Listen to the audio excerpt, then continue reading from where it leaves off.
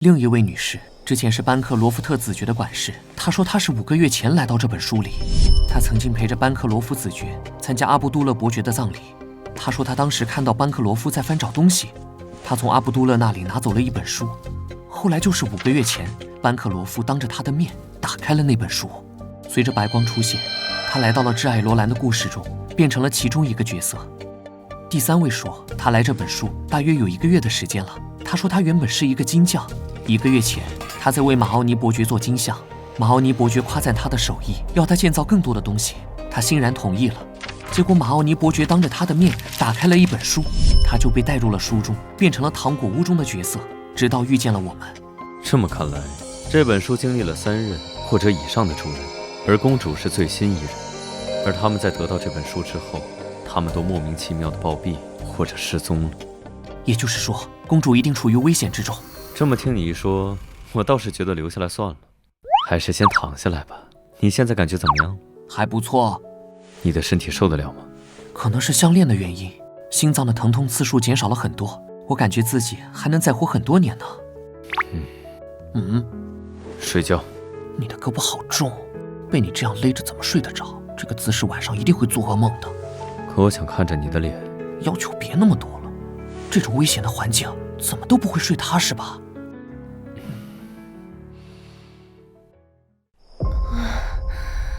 面包。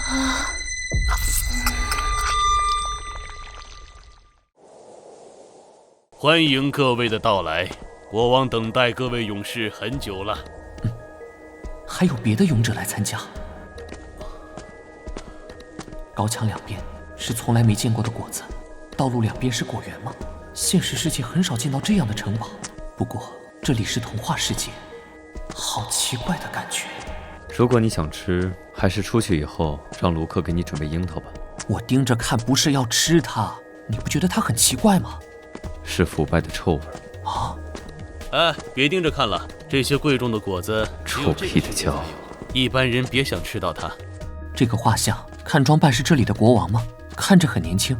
这里连公主都是从金史兰德凑数来的，国王也可能是。作为这个故事中地位最高的人，他的身份肯定不简单。尊敬的国王陛下，又来了新的勇者。哇，欢迎各位勇士，希望这次真的有人找出公主的下落。这比刚才的画像还要年轻。这是同一个人吗？嘴角的痣倒是在同一个位置。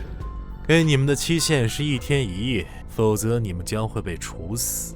1天1夜，这么苛刻的条件，他根本就没想过要人完成这个任务。从这道门出去，你们就可以开始去找公主了。别着急啊，我们的规则是必须有1个人留下来当人质。如果你们返回时没有说出答案，你们的同伴将和你们一起处死。既然这样，我们就分开行动。不行，我们两边同时进行，这样才能更快地找到出口。可是，在不认识你之前，我从来都是一个人的。离开你，我又不是不能走路了。那我留下来，我不希望你成为被动的那一方。各位商量好了吗？我们要开始了。重要的事情只说一遍，我会告诉你们公主房间的位置，请听好了。顺着过道，在前面13个岔路口。如果门是红色，就进入第5个门；如果门是黑色，就进入第4个门；如果门是白色，就立刻面对墙站好，不要让那些东西知道你能看到它。进门之后是花园，在第3个喷泉处，花园里的水是黑色。如果中途遇到的是男人，就要从黑色的窗进入；如果遇到的是女人，就从白色的窗进入。好蠢，好像是坏了脑子的人想出。听起来没什么难度，好像只是比较繁琐罢了。我们走到第几个岔口了？按规则，要从第13个岔口的门进去。喂，后面的小白脸，在和我说话。好像第一次看见你，你是第一次来吗？公主会喜欢你这样的小白脸吗？有什么好笑的？你对这里好像很熟悉。那么多规则，只听一遍怎么记得住？我已经第10次来这里了，我与我的同伴都来第4次了。你不是也带了愚蠢的人质来吗？那个穿得破破烂烂的家伙。如果失败了，不要。怪不得他们一副轻松的样子。我是第2次来这里。那你就是新人喽。我们这里的传统就是新人就要多做事，别说信任不信任了，前面就是第3个岔路口了。啊，是白色，快面对墙站好！怎么第一次就遇到这种事？我害怕。别再说话了。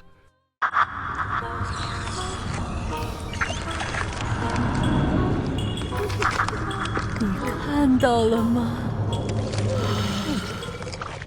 先生，你能不能不要走来走去？我都要被你晃晕了。你也不用这么害怕吧？我是在观察这里。我的朋友和我保证说，已经打听好了，他会成功的，你就放心吧。这些规则明显是把你们这些人质当傻瓜了。什么你们？你不也是吗，先生？我和你们可不一样。门在我们进入之后就消失了，变成了一面墙，顶上是什么东西？隔壁是空的。你破坏的地方不会要我们一起赔吧？还担心赔钱呢？还是和刚才一样的房间，每个房间都有这个窗户，这显然不是外面的世界。你见过我的爸爸吗？爸爸说好的要给我讲新的故事听呢。要爸爸讲故事，讲什么？你是我的爸爸吗？这个蠢货！为什么要骗我？你明明看得到。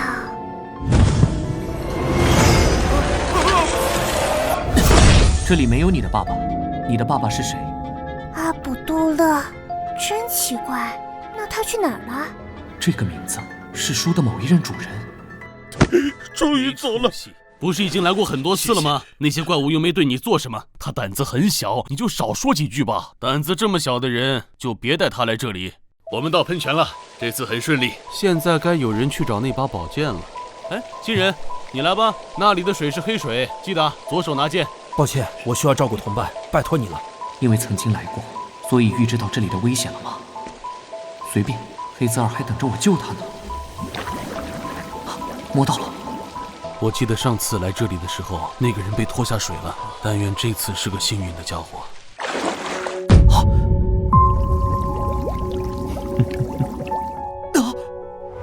也不知道他那边怎么样。如果再出现一个像那个罗兰一样的罗斯罗卜什么的，不，如果遇到更糟糕的情况，发生了什么？谁的灵魂被关在这种地方？别说了，我根本就听不到你说话。这种时候，如果加兰在，他可以直接和这些虚弱的灵魂沟通。不，他还是不在比较好。每一次沟通只会让他的身体更差。当然也有完全无感之人。这里有蚂蚁路过吗？我可以用手指。到底是和什么样的笨蛋在一起？我是阿卜杜勒，我在寻找我的女儿。你是阿卜杜勒？如果我没记错的话，你是这本书的前主人吧？我多年前还看到过你的讣告。没错，先生。某次生日庆典过后，我收到了一份礼物，一本古董书，是谁送的？我发现了这个神秘的书中世界。我偶尔也会把女儿带到这里，她很喜欢体验书中神奇的经历。之后，我还带上了我的那些朋友们。这本书尊称我为主人，我可以来去自如。我享受到了更高的权力与地位带来的快乐。我们可以在这个世界做任何想做的事，就算是犯罪都可以被原谅，反正都是虚假的体验。直到某天，我和班克罗夫、马尼奥在聚会，我们打开了那本书，周围的仆人还有送面包的女人，我们一起进入这本书里。哼，或许就是我们遇到的那个烤面包的女人。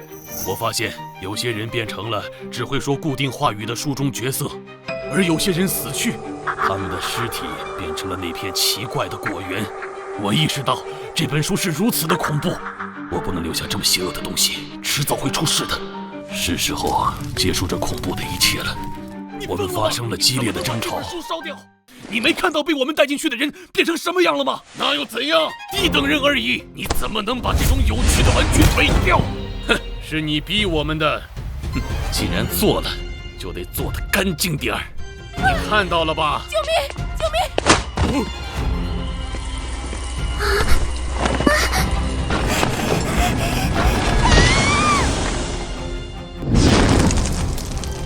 马尼奥为了彻底享受这一切，又杀死了班克罗夫。他开始通过吃那些果实改变自己的容貌，甚至变得越来越年轻。说了这么多，我现在只希望你能毁掉这本书，让我和我的女儿的灵魂得到安息。要毁掉那本书，可是，至今我也不知道破坏这本书的方法。要破坏一本书啊，那如果从书的内部开始破坏呢？哎，你刚才拿剑拿那么久，是看到什么了吗？什么都没有看到。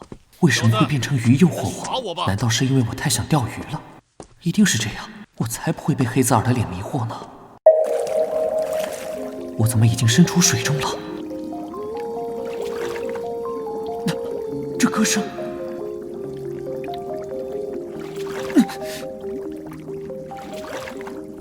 我又是谁？我当然知道，你就是池底的那把剑。再顶着他的脸了。刚才好像是只有我能看到的幻象，在外人看来就只是对着水池发呆。意志力不坚定的人会被拖下水，然后变成这本书的养料。接下来就要把这把剑放到盔甲的手中，然后从第二件盔甲的脚下拿出钥匙。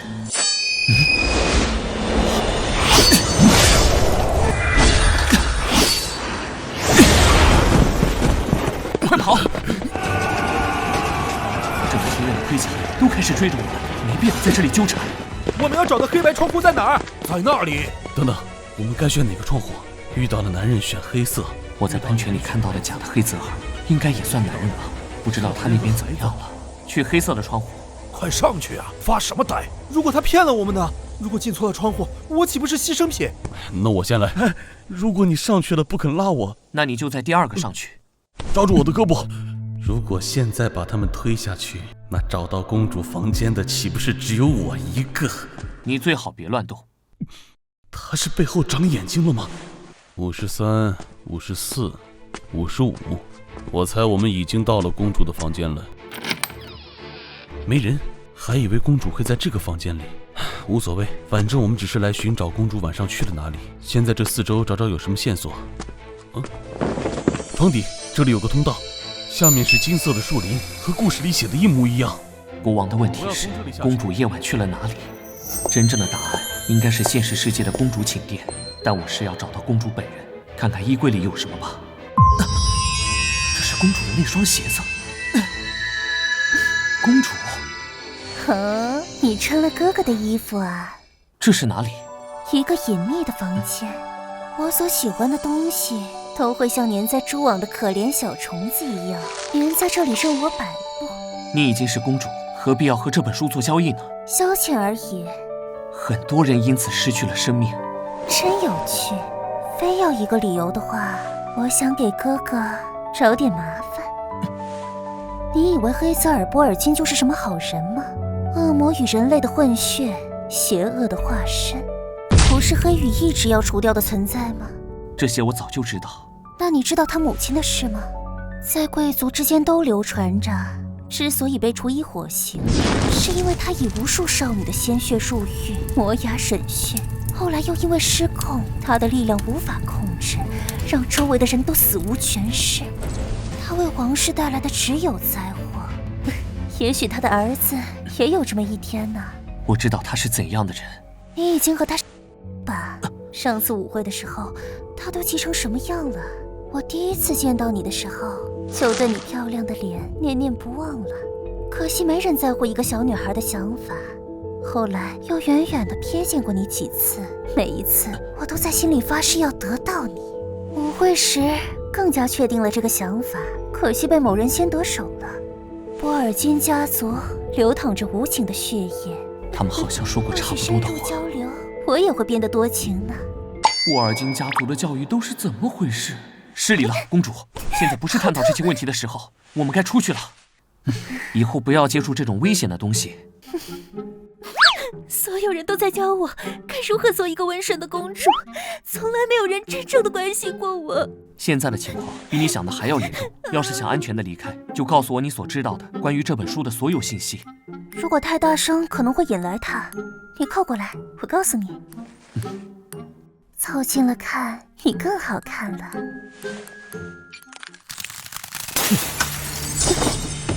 这黏黏糊糊的是什么玩意儿？这本书是个骗子，他告诉我这里可以困住所有人的。你是怎么来的？喂，你们，你的脸怎么了？都是因为你。我？哥哥来了你就不抱我了吗？脸上还有我留下的唇印呢。你们刚才在干什么？出去再说。你到底是怎么过来的？是疏尸。疏尸？我们之前遇到的虫子。你还记得吗？当时有液体掉到了做面包的人的脸上，夜里虫子从女人脸上爬了出来。出发之前他和我说了这件事，我就把他们带上了。那些虫子一路吃到了现在，已经长得很胖了，天空的部分都要被虫子吃空了。这本书可能快要散架了。你说的对，我们得赶快离开这里。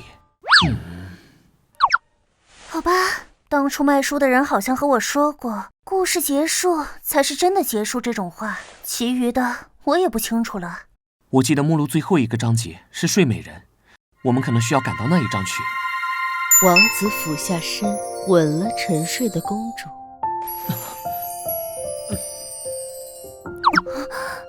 我还是觉得不对劲。这个世界都快完蛋了，你不会还是在耍人吧？你不愿意可以换我来啊。之前按照剧情来做的人，被迫留在了这本书里，变成了傀儡。这话倒是没错了。如果能改变天空的那些字，是不是需要特殊的工具？那个幽灵老头把他仅有的笔给我了。你还遇到了别人？你手上有东西吗？王子俯下身，吻了沉睡的公主。他的吻渐渐地激烈起来。他伸手，这破书的剧情怎么又？要说能够到天空的方法，笔拿给我试试。这里要反着写字吧？我知道，故事真正的结束了，有效果。又一个收集欲念的容器被毁掉了，是时候做一些更有趣的事了。这本书被啃的只剩下这些残片了。多亏了你在书房里找到了它。那我们也许该叫你专家了。嘿嘿，是队长去斯诺斯之前让我们过去接应的。多少人获救？20多个。有些人吃了那里的尸体做成的果实，无法离开那个地方，还牵扯出了一桩旧案，但是当事人都已经不在了。这个之后再详细说吧。这本收集人类欲念的书到底是从哪儿来的？先别说这个了，你现在的脸色看起来很差，是不是先回去休息一下，再讨论这些比较好？尼尔，队长，我提前从斯诺斯回来了，遇到了加兰他们，看来案子已经被顺利解决。听说你也帮上了一些忙。只是帮了一些小忙。你把头发留长了，因为长出来的黄头发越来越多了，好像这样也不错。怎么样都很好。这是黑羽的勋章。不过要先从善后工作做起。我是正式的成员了。你一直都是。队长，为了庆祝，我们去喝酒。还一直是个爱喝酒的家伙。那个做面包的女人送来了一大堆的面包答谢，我都送到总部去了。那也是对方的心意，我们吃不了那么多，分着吃吧。哪来的信？啊，你出去的时候公主送来的信，上面没有写是给谁的，所以我没有打开它。我是不会放弃的。阴魂不散的家伙。什么？你对这封信的内容很好奇吗？我去找你们的时候，你们为什么会搂在一起？啊，你还在纠结这种无聊的事？我看看你的脸怎么样了？这么一点小伤能怎么样？我很担心你。恶魔才能闻到阿斯莫德的味道，这味道对魔物来说就像催情药，会招来无数觊觎者。那些神秘的能力和那些快速愈合的伤口，一切的迹象都指明了那些未能直接说出口的真相。他来历不明的母亲之所以被处以火刑，是因为他以无数少女的鲜血入狱，磨牙审讯，后来又因为失控，他的力量无法控制，让周围的人都死无全尸。他为皇室带来的只有灾祸，也许他的儿子也有这么一天呢。恶魔与人类的混血，但更是你自己。我知道面前的你是怎样的。你的手好冰。你发烧了啊？怎么会这样？我都让你回来的2天好好休息了。我还以为已经好转了呢。甚至晚上都不回来。做事总要有始有终吧。从那本书出来，还有很多事需要处理。你好像有件事忘了解决，忙碌的加兰大人。什么？你们到底说了什么，他才会亲了你？你怎么还……算了，他提到了你，我？他说我什么？是谎话，所以就不讲给你听了。至于我脸上的伤，是在一个喷泉中看到了你的脸，因为被吓到了，所以愣住了。怎么能因为看到我被吓到呢？因为你变成了人鱼，还抓住我的手往水里拖。人鱼是靠歌声和美貌迷惑人类的生物，你不会是被我迷住了吧？没有，才没有。说起来，你好像从来没有对我说过那些话。什么？就是我们的关系该说的那些话，或者该有的称呼，比如说喜欢你，或者叫我亲爱的呀。怎么对待生病的人呢？这不是在帮你擦身体吗？分开的时候没有想我吗？没有，完全没有。看来你和他玩得很开心。喂，嘉兰大人对我也太无情了，连几句话都不肯和我说。够了！现在只有你一个人开心了，是不是该轮到我了？是不是做过头了？来喝药。不喝，这药是甜的。你骗谁呢？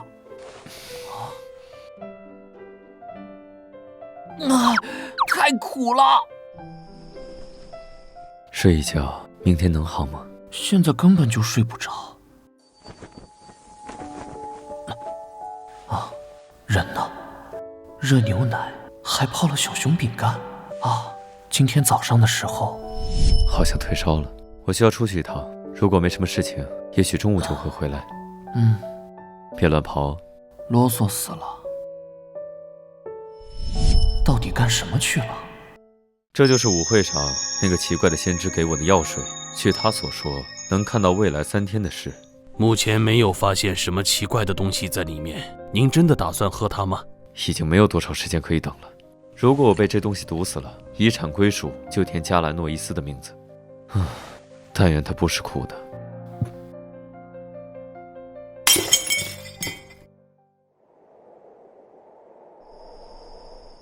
去了这么久，不是说会在中午之前回来一起吃饭的吗？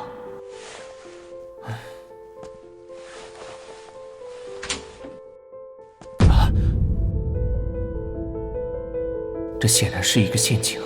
即使是这样，能在我门口留下信封和话术的，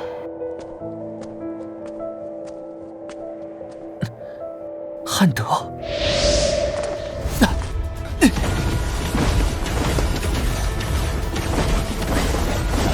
这份礼物希望你喜欢。你倒是自己找上门了。差不多要到了摘取成果的时候了。有那个疯子伴侣不在身边。你把那个孩子的灵魂藏到哪里去了？等把你抓到了，你可以抱着那个小鬼痛哭一顿。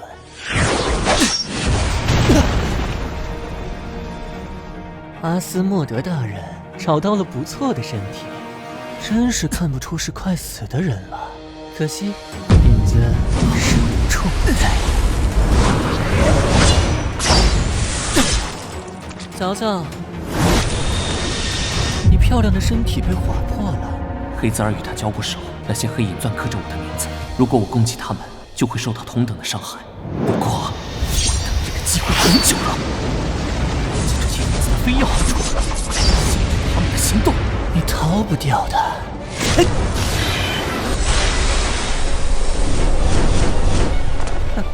比想象中要容易。哼，别一动不动的装死了。我记得你是有装死前科的。看看你的脚下。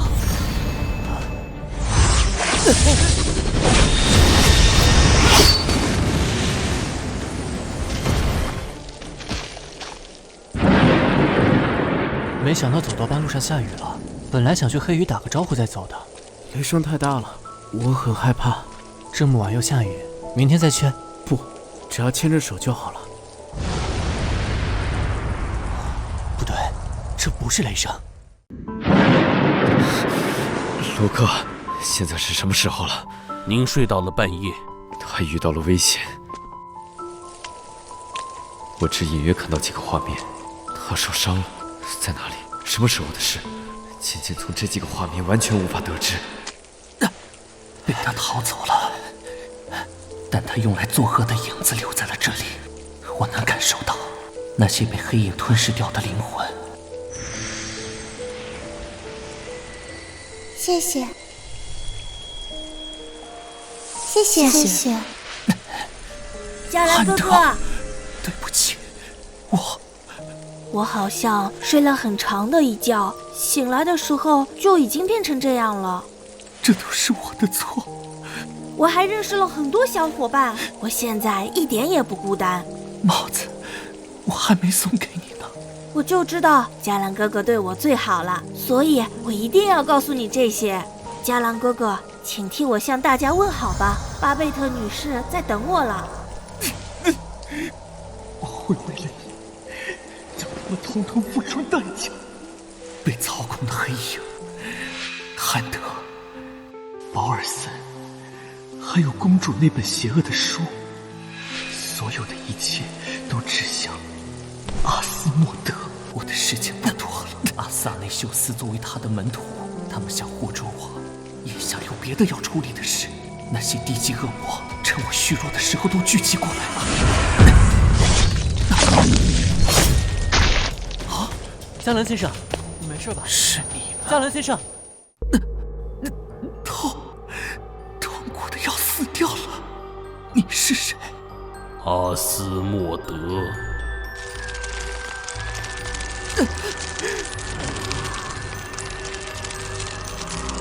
他身上都是伤口，他一直在喊痛。加兰，加兰！你醒了，昨晚那么累，不多睡一会儿吗？也许我该多来几次的。走开，我起床。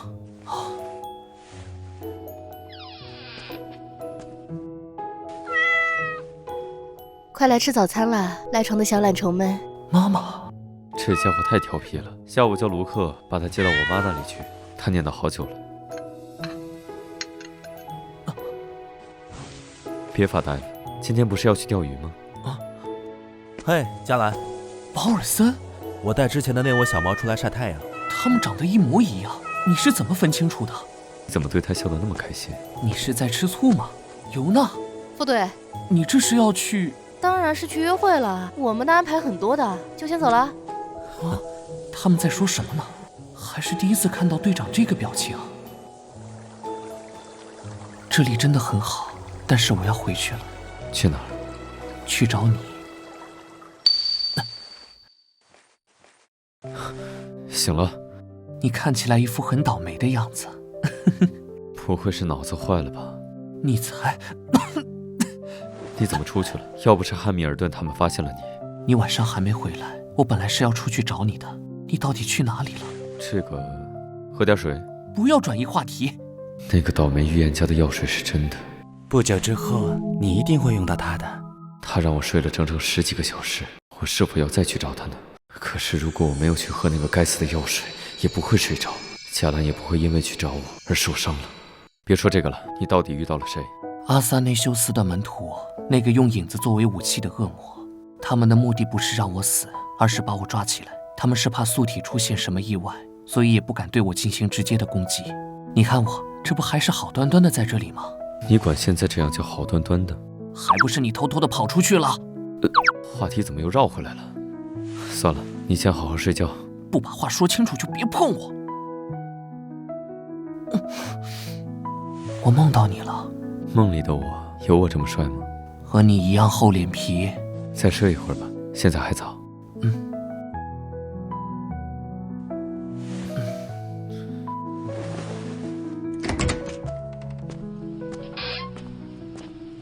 加兰先生又睡下了。有些事情不知道该不该提。我给他换药的时候，看到了他的背后，看样子像是一种古老的诅咒，或是恶魔的印记。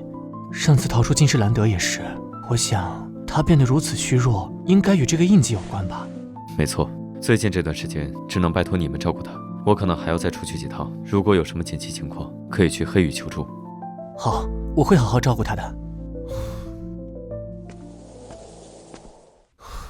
别乱弄别人的东西，萨迪。这个是我吗？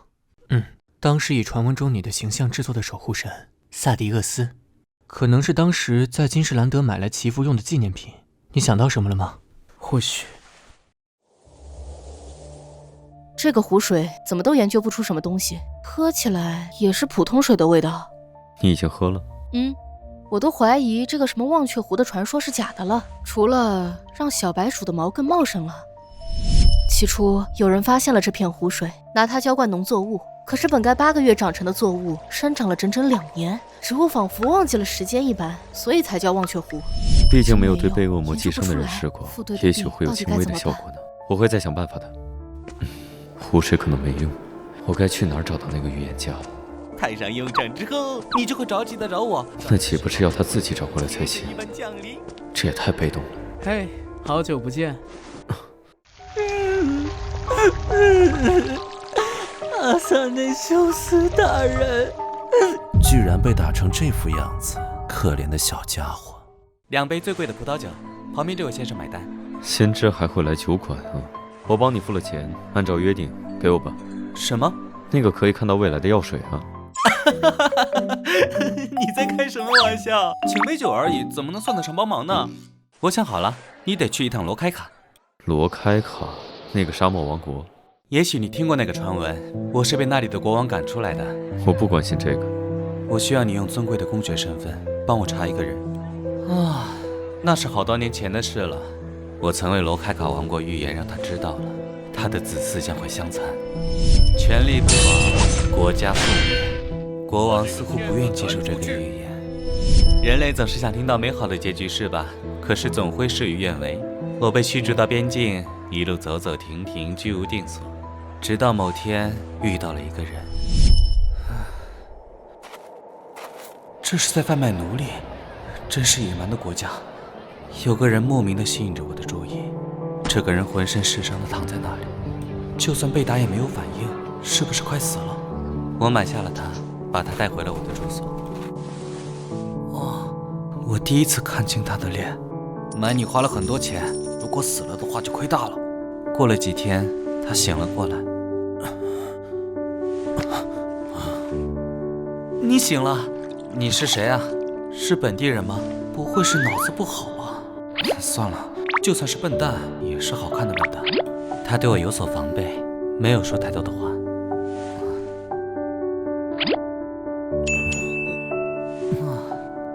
你是邻国的战俘吗？为什么会在这种地方？你欠债了？你不会是哑巴吧？不是。他第一次回答了我的问题。我是一个无家可归的人。哦，那不就和我差不多了？过几天我就会离开这里，搬到下一个地方。为什么？你是通缉犯？因为有人想要得到我。为什么？可能是垂涎于我的样貌吧。总之就是要问你，一个人走过这无垠的沙漠实在太孤独了，你要和我一起吗？